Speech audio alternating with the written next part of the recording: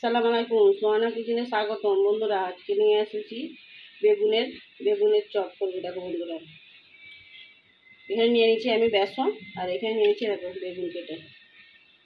দেখতেছি বেগুনটা ঠিক এরকম পাতলা পাতলা স্লাইস করে কেটে নেবে।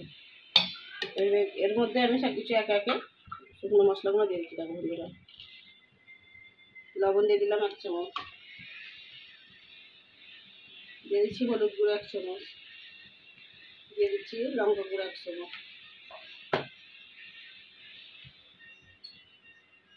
আর দিয়ে দিচ্ছি বন্ধুরা চালের গুঁড়ো 1 চামচ।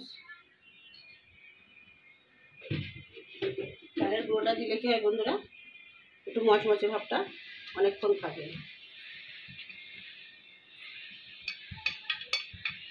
তবে একসঙ্গে মিক্স করে নিয়ে বন্ধুরা এটাকে আমি পানি দিয়ে মিশিয়ে নিচ্ছি। ব্যাটার তৈরি করে নিচ্ছি।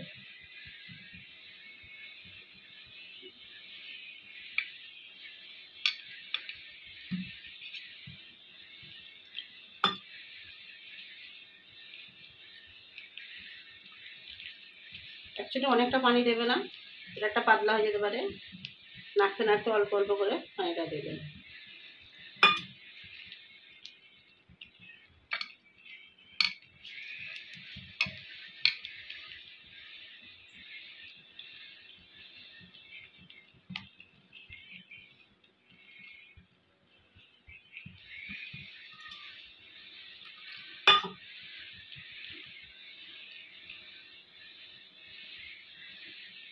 আমার ব্যাটারটা রেডি হয়ে গেছে।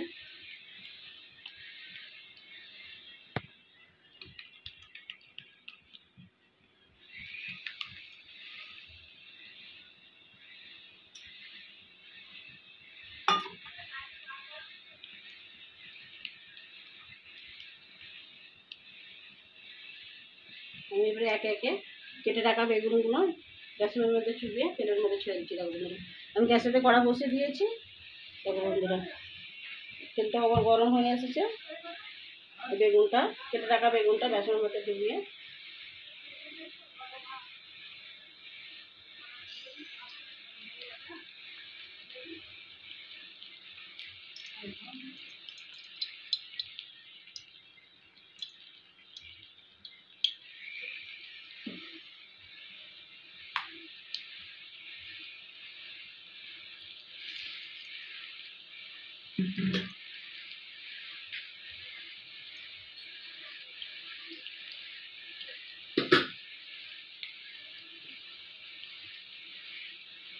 তার মধ্যে দিয়ে দিচ্ছি একটা লঙ্কা।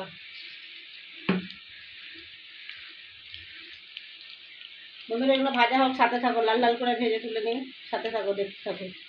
দেখো বন্ধুরা, আমার বেগুনি লাল লাল করে ভাজা হয়ে গেছে, সব তুলে নিচ্ছি এর মধ্যে। দেখো বন্ধুরা,